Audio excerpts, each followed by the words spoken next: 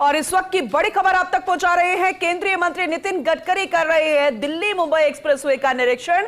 केंद्रीय मंत्री नितिन गडकरी पिनान इंटरचेंज पहुंच चुके हैं। डिप्टी सीएम दिया कुमारी इस दौरान मौजूद है। बेहद अहम तस्वीरें आपको दिखा रहे हैं फर्स्ट इंडिया न्यूज पर। सबसे पहले पिनान की तस्वीरें जरा देखिएगा। कार द्वारा एक्सप्रेसवे के रास्ते कोटा रतलाम तक पहुंचेंगे गडकरी।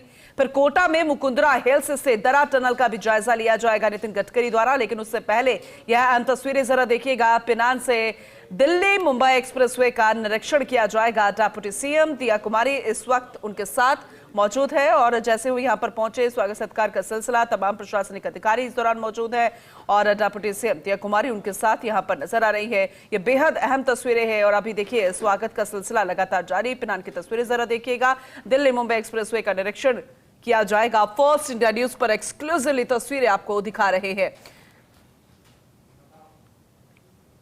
और ज्यादा डिटेल में जानकारी लेंगे। हमारे साथ एसोसिएट एडिटर निर्मल तिवारी जुड़ चुके हैं, उनका रुख करेंगे।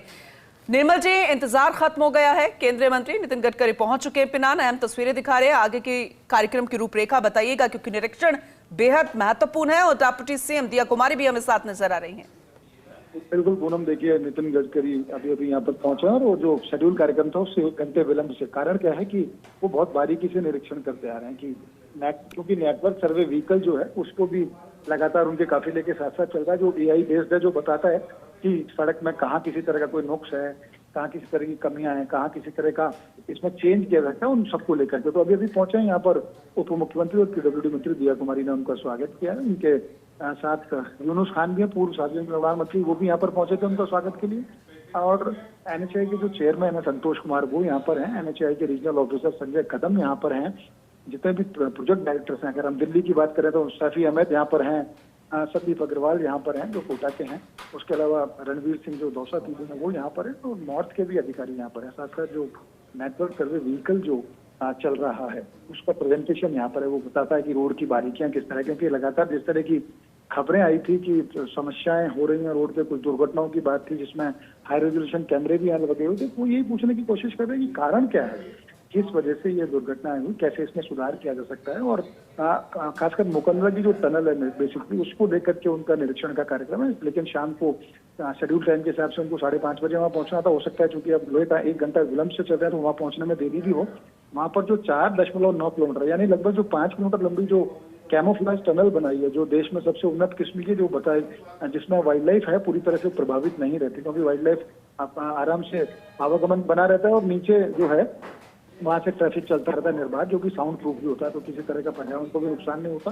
तो वहाँ पहुंचने का कार्यक्रम है। वहीं पर जो बूंदी के पास लबान जो इंटरचेंज है, उस लबान इंटरचेंज के वहीं पर मुख्यमंत्री भजन लाल शर्मा और ओम बिरला जो लोकसभा अध्यक्ष हैं उनके साथ भी उनकी मुलाकात है। वहाँ पर एक छोटी जनसभा भी हो सकती है। उसके बाद वो मुकंदरा टनल का निरीक्षण करेंगे, वहाँ से फिर उनका रतलाम निकलने का कार्यक्रम और कल गुजरात का जो क्षेत्र है पूरा वहाँ पर निरीक्षण का कार्यक्रम है। आज बात ये है कि देखिए 2 चीजें चल रही हैं इस समय। अगर हम सीधे तौर पर देखें तो कि इथेनॉल वाला जो मामला था उसको लेकर के भी संभव से हो सकता है मीडिया के सामने वो अपना पक्ष रखें, लेकिन फिलहाल तो नॉर्थ और NHAI के अधिकारियों के साथ उनका यहाँ पर बैठक का कार्यक्रम है। नेटवर्क सर्वे व्हीकल तो प्रेजेंटेशन भी देखेंगे और भविष्य में किस तरह से सड़क सुधार के जो कार्यक्रम चलाए जाए, ब्लैक स्पॉट्स को किस तरह से दूर किया जाए, रोड कनेक्टिविटी को किस तरह से ज्यादा बेहतर बनाया जा सकता है। क्योंकि उन्होंने एक बात कही, उन्होंने कहा था कि जो किसान जो हैं उनको भी इस बात का हक है कि वो अपनी फसल को जो जिस तरह से परंपरागत वाहनों में ढोते थे, सड़क नहीं मिलती थी तो आधी तो फसल वहीं पैदावार जो थी वो मंडी तक पहुंचने में खराब हो जाती। तो अपने खेत से लेकर मंडी तक जाने के लिए सड़क हो, मंडी से जाने के लिए जिला सड़कों उनको मिले, जिला सड़कों से स्टेट हाईवे से नेशनल हाईवे और नेशनल हाईवे से एक्सप्रेस हाईवे मिले, ताकि जो विकास का जो पूरा क्रम चल रहा है उस क्रम के अंदर एक छोटा से छोटा जो किसान है, गरीब तबका है, मध्यम वर्ग का तबका है, व्यापारी हैं, उद्योग जगत से जुड़े जो लोग हैं, पर्यटन के लिए जो लोग आते हैं, सबका हक है कि उनको रोड की कनेक्टिविटी प्रॉपर तरीके से मिले। यानी सबको वो सुविधा मिलनी चाहिए कि सड़क सुरक्षा के साथ उनको वो सड़कें भी मिलें या वो सुरक्षित आवागमन कर सकें। क्योंकि अभी तक अगर हम एयर ट्रैफिक की बात करें या जल के मार्ग की बात करें, रेल मार्ग की बात करें, उनमें सबसे असुरक्षित जिसको माना जाता था वो सड़क मार्ग को माना जाता था, क्योंकि सबसे ज्यादा दुर्घटनाएं सड़क क्षेत्र में होती। तो उन्होंने कोशिश ये की है, नवाचार इस बात का कर रहे हैं कि किस तरह से सड़क को और ज्यादा सुरक्षित बनाया जाए। इसके लिए वे साइड एमिनिटीज किस तरह से बनाई जानी है, जिसमें इस बात का ध्यान रखा जाए कि जो ड्राइवर 10 घंटे 15 घंटे लगातार जो बड़ा हैवी व्हीकल चला रहा है उसको झपकी ना लगे, तो उसके लिए रेस्ट एरिया जगह जगह बनाए गए हैं। उसके खान पान की व्यवस्था वहाँ पर हो, उसके स्नान ध्यान की व्यवस्था वहाँ पर हो, छोटे छोटे क्लिनिक और वर्कशॉप इस तरह से लगाए जाए, इस तरह की लाइट की व्यवस्था की जाए, जो सिग्नल बताए, साइनेज इस तरह से लगाए जाए जिनको पता हो। वहाँ पर सब जगह ईवी व्हीकल्स की चार्जिंग स्टेशन हो, पेट्रोल डीजल के पंप्स हों, तमाम बातों को लेकर के उन्होंने कोशिश की। और उन्होंने ये भी कोशिश की थी, जैसे आपको पता है कि अभी पिछले दिनों दौलतपुरा टोल प्लाजा को मैनुअल फ्री कर दिया था, यानी उसके अंदर एक इस तरह के कैमरे लगाए थे जिसमें अब मैनुअल हैंडलिंग नहीं होगी, सीधा अपने आप टोल कट जाएगा। भविष्य में मनोहरपुर भी होगा और देश के अलग अलग राज्यों में अलग अलग हाईवेज पे जो टोल है उनमें भी ये सारी चीजें होंगी। तो निश्चित तौर पर उन्नत बनाने की कोशिश की जाती है, कम से कम मैनुअल हैंडलिंग हो, कम से कम दुर्घटनाएं हो, क्योंकि इंसान जब घर से निकलता है तो उसके बच्चे, उसके परिवार वाले इस बात का हमेशा चिंता बनाए रखते हैं कि वो सकुशल अपना सफर पूरा करे। तो खुद आज इसी सफर पे निकले, रियलिटी चेक पे निकले कि कहाँ दिक्कत है, कहाँ पर सुरक्षा दीवारें टूटी हुई हैं, कहाँ एक्सप्रेसवे के ऊपर उनको जानवर दिखाई दे रहा है, कहाँ पर स्ट्रेच है वो खराब है, तमाम बातों का। और उनको किस तरह, यहाँ पर देखिए पीडब्ल्यूडी के जो एसीएस हैं वो भी पहुंच चुके हैं, प्रवीण गुप्ता भी यहाँ पर पहुंच चुके हैं, जैसे मैंने कहा। तो यहाँ तमाम अधिकारी हैं, उनके साथ अब इसी बात पे होगा। अधिकारियों का जिक्र आप कर रहे हैं निर्मल जी, यहाँ पर नेटवर्क सर्वे व्हीकल प्रेजेंटेशन देखने का भी कार्यक्रम था, क्या वही प्रेजेंटेशन अभी देखी जा रही है?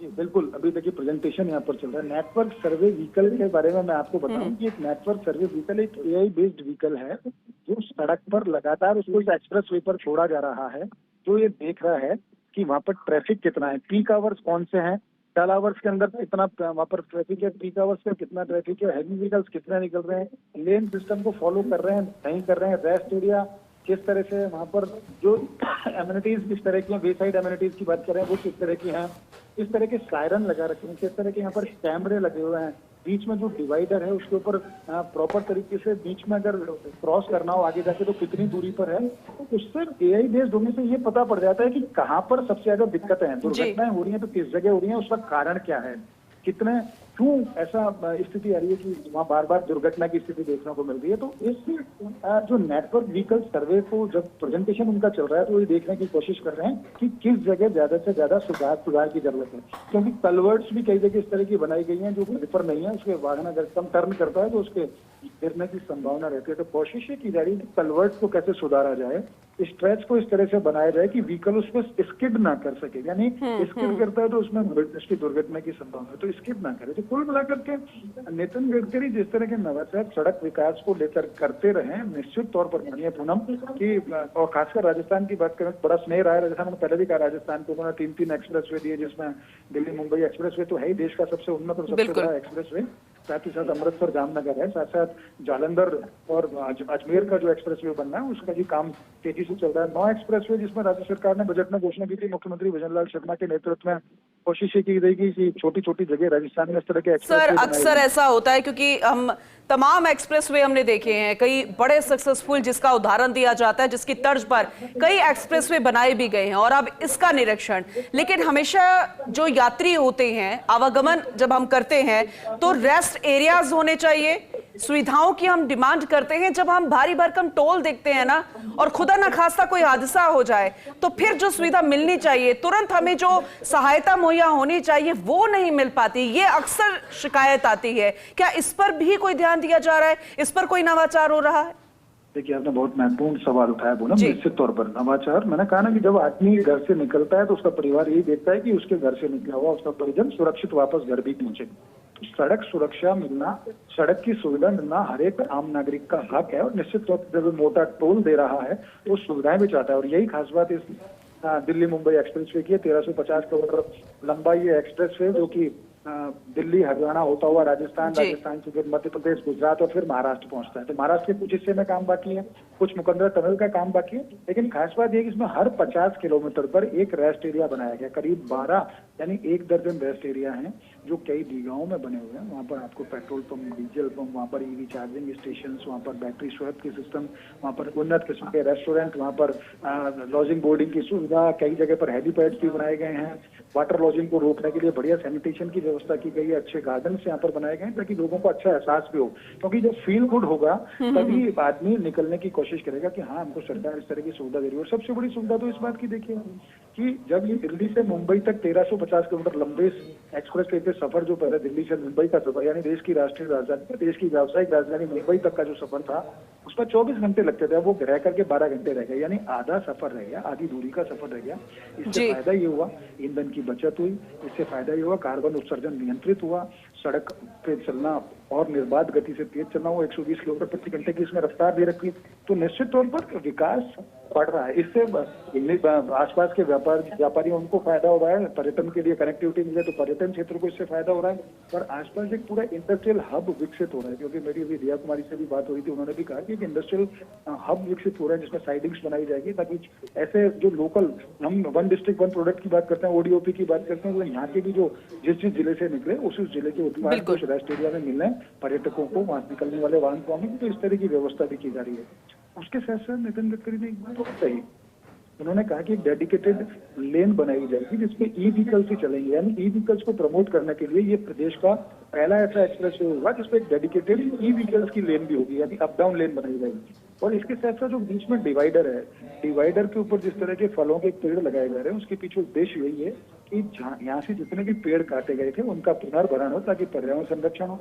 और फलों के पेड़ लगाने के पीछे उद्देश्य यही है कि उन फलों को जो पक्षी खाएंगे, और उन फलों पर सिर्फ पक्षियों का, यानी परिंदों का हक होगा, परिंदे वहां पर रहें, वहां पर फल खाएं, वहां पर वो अपना आशियाना बनाए। तो निश्चित तौर पर पर्यावरण संरक्षण के साथ साथ पक्षी संरक्षण की बात करें। और मुकंदरा टनल, जो कैमोफ्लेज टनल है जिसकी मैं बात कर रहा हूँ, करीब 5 किलोमीटर लंबी, उसका उद्देश्य सिर्फ यही है, उन्होंने अधिकारियों से बात करके टनल की स्थिति क्या, और थोड़ी देर में जब पहुंच भी जाएंगे टनल पे, तो पूरी टनल का 1 घंटे तक निरीक्षण करेंगे, किस तरह से वहां पर पहाड़ के अंदर से उस टनल को निकाला गया है, ताकि ऊपर जो वाइल्ड लाइफ है ये जंगल में निर्बाध उसका मूवमेंट बना रहे, उनको पता भी नहीं पड़े वाइल्ड लाइफ क्योंकि नीचे से कहां से व्हीकल निकल रहा है। साउंड प्रूफ पूरी टनल है, जिससे ना तो वाइल्ड लाइफ प्रभावित होगी, ना किसी तरह का नुकसान होगा। क्योंकि अक्सर देखा था, आपको ध्यान होगा, मुकंदरा के जंगल में सबसे बड़ी त्रासदी यही थी, रेल लाइन और जो सड़क का ट्रैक निकलता था, अक्सर वहां पर टकरा करके वाहन से या रेल से, तो उसमें बाघ भी उसमें मर जाते थे, उसमें दूसरे वन्यजीव भी मरते थे, तो वो मरे नहीं, सुरक्षित रहे वन्यजीव भी। इसके लिए कैमोफ्लेज टनल बनाई गई है। निश्चित तौर पर नवाचार देखने को मिला है, अत्याधुनिक सड़क सुविधाएं यहाँ पर देखने को मिली है। अब उम्मीद ये है जहाँ जहाँ कुछ लकुने रह गए, जहाँ जहाँ लूपहोल्स रह गए, उन लूपहोल्स को किस तरह से दूर किया जाए, उसको लेकर के साथ साथ ये नेटवर्क सर्वे व्हीकल चल रहा है, और उनके काफिले के साथ भी एक व्हीकल है जो देखता आ रहा है कि कहाँ दिक्कत है, तो उन दिक्कतों को जल्दी दूर किया जाएगा। तो उम्मीद है कि उनके इस दौरे के बाद न केवल दिल्ली मुंबई एक्सप्रेसवे का काम पूरा हो पाएगा जल्दी से, इस पर दिल्ली से मुंबई तक जो पूरा ट्रैफिक है वो भी चलना शुरू होगा, साथ ही साथ सड़क सुरक्षित, आसान और तेज भी हो जाएगा सड़क के ऊपर सफर। और इसके बाद जो भविष्य में जब भी जो नेशनल एक्सप्रेसवेज बनेंगे, खासकर जैसे मुख्यमंत्री ने उप मुख्यमंत्री जय कुमारी ने नो एक्सप्रेसवे की घोषणा की थी, तो वो एक्सप्रेसवे पे काम भी जल्दी पूरा होगा। लेकिन बिल्कुल आपने सही कहा। और निर्मल जी, एक और अहम जानकारी आपसे लेना चाहेंगे, क्योंकि जब इस तरीके के निरीक्षण होते हैं, जब कोई नई चीज बनती है उसकी सौगात दी जाती है, लेकिन जो पहले निर्मित हो जाती है लेकिन कई खामियां आती है, वो जो आंकड़े बताते हैं, उसके बाद फिर जो निरीक्षण होता है ये भी बेहद कम है। हम चाहते हैं कि इस तरीके के निरीक्षण ना ही हो, ना ही ऐसी खामियां, लेकिन अगर ये आ गई हैं तो किस तरीके का प्रोसेस रहता है दुरुस्त करने का, ताकि जो ऑलरेडी चल रही है सड़क वो भी बाधित ना हो, वहां पर आवागमन भी बाधित ना हो, लेकिन काम भी हो जाए, वो खामियां भी दूर की जाएं।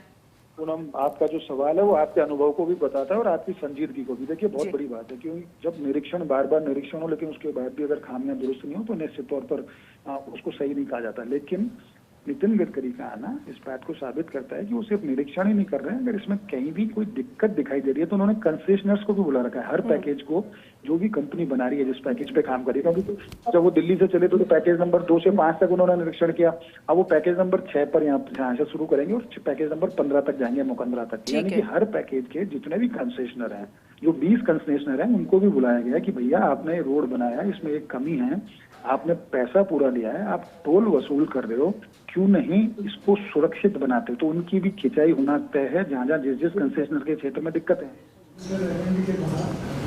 6 ट्रक खड़े थे। तुम्हारे क्या करना आ गया बाद में स्टेट को आप कहोगे कि ये स्टेट गवर्नमेंट की जिम्मेदारी है। तुम्हारे घंटा से कलेक्शन करने के बाद स्टेट को इंफॉर्मेशन करने के बाद इन्होंने क्या कार्रवाई की? मैं अपने जिले में प्रयोग किया कि एक ड्रोन बने हुए वहाँ हमारे सर्विस लोको लाइन खड़ी थी। उन्होंने एसपी को कहा कि जिस ढाबे के सामने और जिस गोडाउन के सामने ट्रक खड़े हुए वो ट्रक वालों को तो फोटो निकाल दो, पहले उसके ऊपर एक डाल और सब हमारे डिसिप्लिन है। अभी तुम्हारे यहाँ के ढाबे वालों को उसका दूसरा क्या हुआ है कि जितने लोगों ने वायलेशन किया और उनके ऊपर कार्रवाई करने के लिए जो आइडेंटिफाई उसका रिकॉर्ड इकट्ठा करके वो इतना कहकर आपको बैठे होंगे कि मैंने स्टेट को इन्फॉर्मेशन दिया। तो अखबार में दे दो कि एसपी और पुलिस को हमने दिया, इन्होंने कार्रवाई नहीं ताकि वो एक्सपोज हो।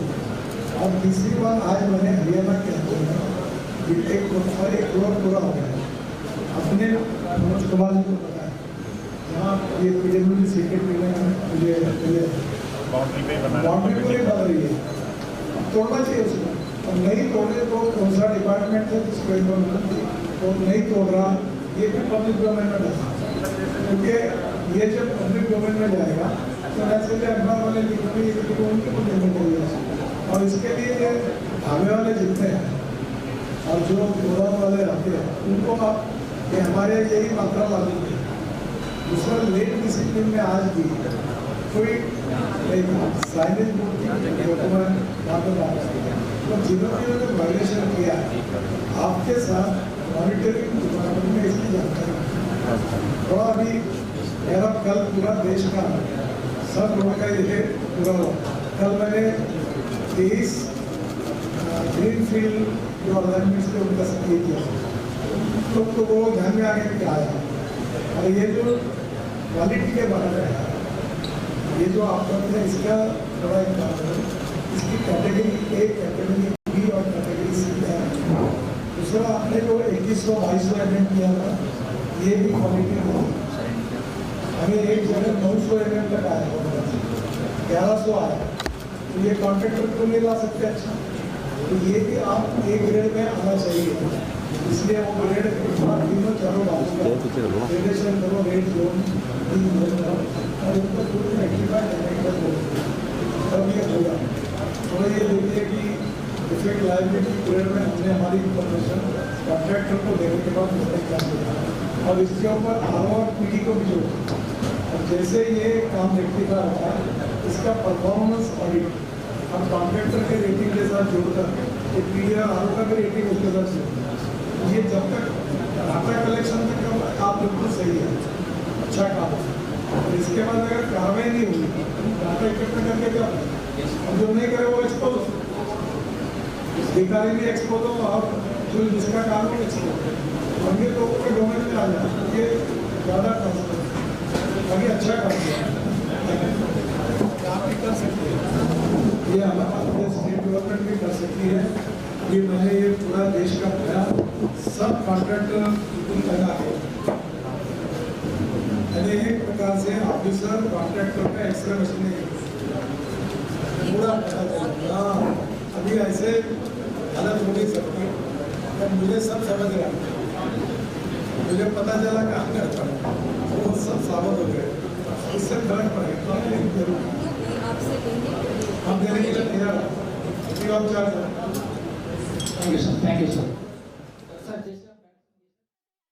सुन रहे थे प्रेजेंटेशन जो उन्होंने देखा उस पर वो बात रखते हुए नजर आए और जिस तरह से पैकेजेस 6 से 15 उन्हें देखने का कार्यक्रम है और फिर शाम 5:30 बजे मुकुंदरा टनल पहुंचेंगे, कितना महत्वपूर्ण है। देखिए पिनान इंटरचेंज पहुंचे हुए हैं, अभी रेस्ट एरिया में है, वहां पर प्रेजेंटेशन भी देखा गया है।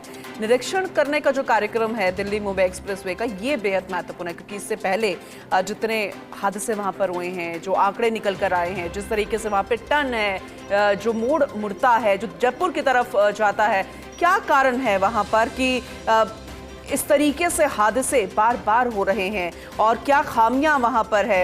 किस वजह से इतनी दुर्घटनाओं का आंकड़ा जो है वो बढ़ रहा है, और क्या क्या वहां पर साइन बोर्ड्स नहीं हैं, क्या असुविधाएं वहां पर आ रही है, किस तरीके की वहां पर सुख सुविधाएं हैं, बहुत सारे ऐसे पहलू है। टोल जहां पर है वहां पर किस तरह की सुविधा है, बहुत सारे ऐसे टर्न्स पॉइंट है, जो पैकेजेस की हम बात कर रहे हैं, हर किसी का वो निरीक्षण किया जाएगा जो कि सिलेक्टेड बताए गए हैं, और बेहद महत्वपूर्ण निरीक्षण फिलहाल ये माना जा रहा है। तो ये दौरा केंद्रीय सड़क परिवहन एवं राजमार्ग मंत्री नितिन गडकरी का बेहद महत्वपूर्ण माना जा रहा है। तस्वीरें आपको दिखा रहे हैं, अभी रेस्ट एरिया में मौजूद हैं और डिप्टी सीएम दिया कुमारी उनके साथ, अन्य प्रशासनिक अधिकारी उनके साथ है, परिवहन अधिकारी उनके साथ है। मुंबई दिल्ली एक्सप्रेस का सफर और कितना सुगम होना चाहिए, न सिर्फ ये एक्सप्रेसवे बल्कि अन्य और एक्सप्रेसवे जिन पर काम चल रहा है, जिन पर कार्य योजना अभी बनाई जाएगी भी, जो भविष्य में निर्मित होने हैं, और वहां पर इस तरह की खामियां ना हो, इसी से ही सीख कर इन्हीं खामियों को दूर करके आगे का भी काम किया जाएगा। ये बेहद महत्वपूर्ण दौरा फिलहाल माना जा रहा है। हर एक लिहाज से रास्ता सफर सुगम हो और इतना बेहतरीन हो कि अगर कोई वहां से निकल रहा है तो ये कहे कि हम अपने परिवार के साथ बिल्कुल सेफ है। अगर हम इस वाहन पे बैठ के इस सड़क से, एक्सप्रेसवे से इस जगह से दूसरे जगह स्थान पर पहुंच रहे हैं तो ये वाकई में सफर बहुत शानदार रहा, हम सेफ है। ये उम्मीद जो की गई थी वो कहीं ना कहीं उम्मीद कई परिवारों की टूटी उन दुर्घटनाओं के कारण, लेकिन भविष्य में ऐसा ना हो इसे लेकर कितने गंभीर केंद्रीय मंत्री, ये तस्वीरें हम आपको दिखा रहे हैं।